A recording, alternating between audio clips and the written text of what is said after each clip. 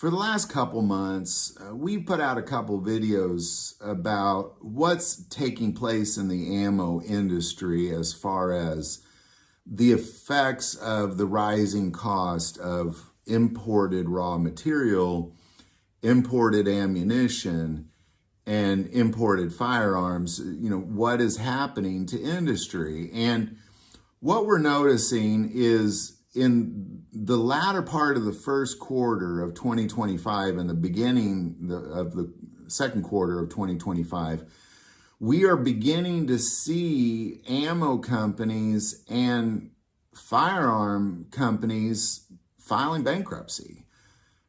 So is this the dominoes falling? What's actually happening here? Well, we're going to take a look at the companies and what they're saying, why they're filing bankruptcy, that sort of thing, what's happening there specifically, and kind of a tradition of who goes out of business on a regular yearly basis anyway, to see if this is normal or is this really the dominoes falling.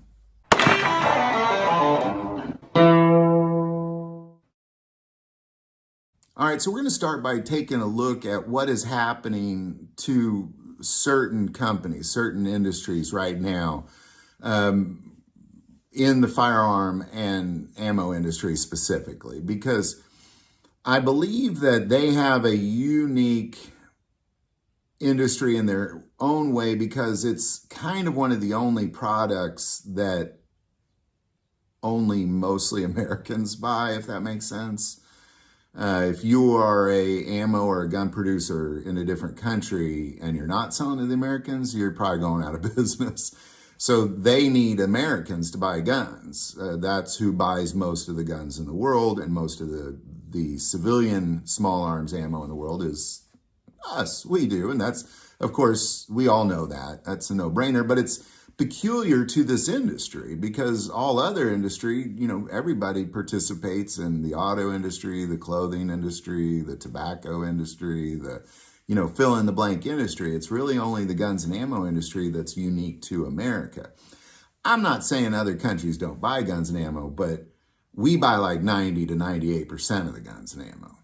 So with that being said, let's take a look at what's happening with domestic companies only, and then we're going to talk about foreign companies here in a second as well, because a couple foreign companies going out of business who only sell to us. So locally, ammo companies. We'll start with the ammo companies first, and we'll talk about the firearm companies as well. We got Specialty Cartridges Inc. going out of, they're filing bankruptcy. We'll see how they pull that off.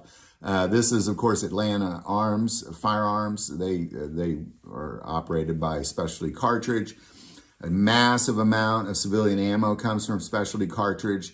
Why are they going out of business? Why are they filing bankruptcy? Well, it's increased production cost is what they're saying, and decreased consumer spending. So it really was kind of a perfect storm. Everything's more expensive to make and nobody's buying it. And obviously this is across the board for everybody. So how people are financially as this comes, because if a company's already financially struggling and then this happens, of course they're going to go out of business. So there's always more to it. I would argue all of these companies were not sitting in this wonderful situation and then all of a sudden 2025 hit and then this happened. But it oftentimes is the straw that broke the camel's back. And that seems to be the case with Specialty Cartridge.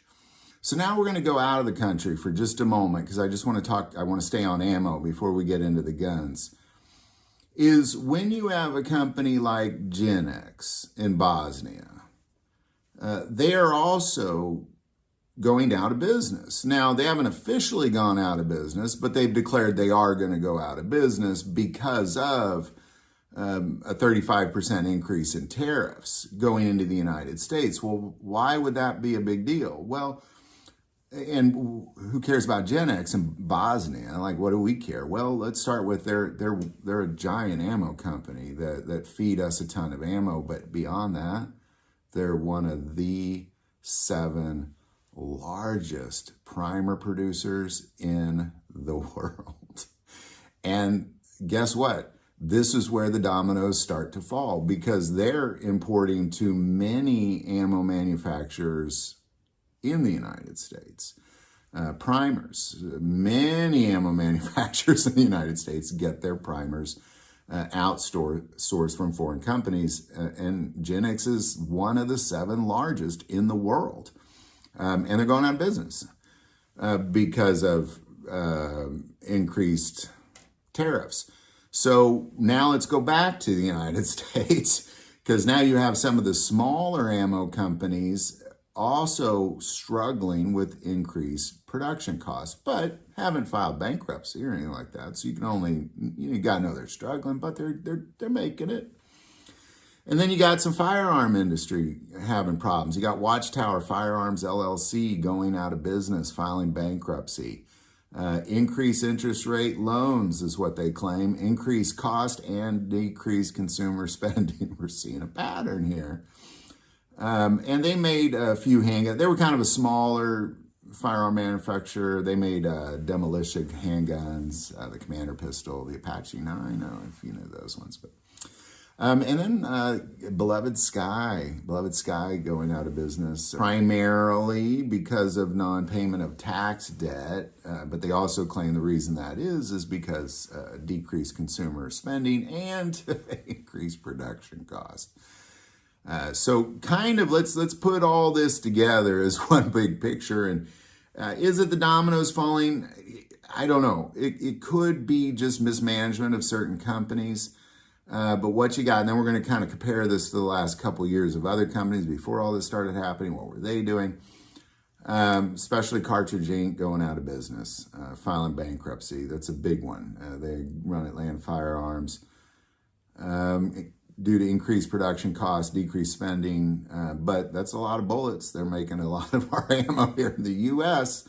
Then you have ammo company, major primer company, biggest 7 of the world, Genix, going out of business in Bosnia. That's then affecting the small arms, the smaller small arms manufacturers here in the U.S. And we'll just keep an eye on it. Hopefully they pull through and they'll do great.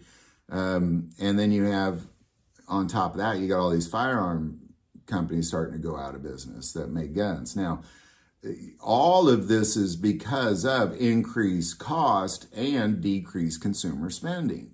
That's a big piece of it. So let's compare it to the last couple years. Well, you had companies like in 2020, you had like Remington filing bankruptcy and a few others, but that was just, they had issues with their guns. Nobody wanted them, but really ammo companies over the last couple years have not been going out of business. Let's just face it. They've only been thriving.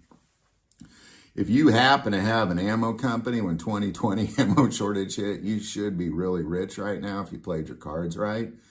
So the fact that any of these people are going out of business is really, it's confusing in that, don't they have plenty of money already? But at the same time, really looking at the whole picture. Because what you have is all brass imported from India and China mostly.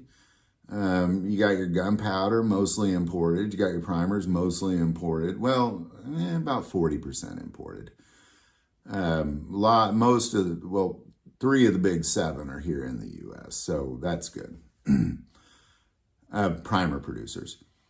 But generally speaking, I think everybody's kind of hanging on. But all this ties back to the fact that we're just not spending money. Like as consumers, I'm buying no new guns. Like, I don't know about you, but I'm not buying any new guns lately. It's just tight. Everything's more expensive. I've had family in town, and every time I go out to eat, I think, goodness gracious, I need a new job. Just take my family out to dinner. It's expensive, as you know.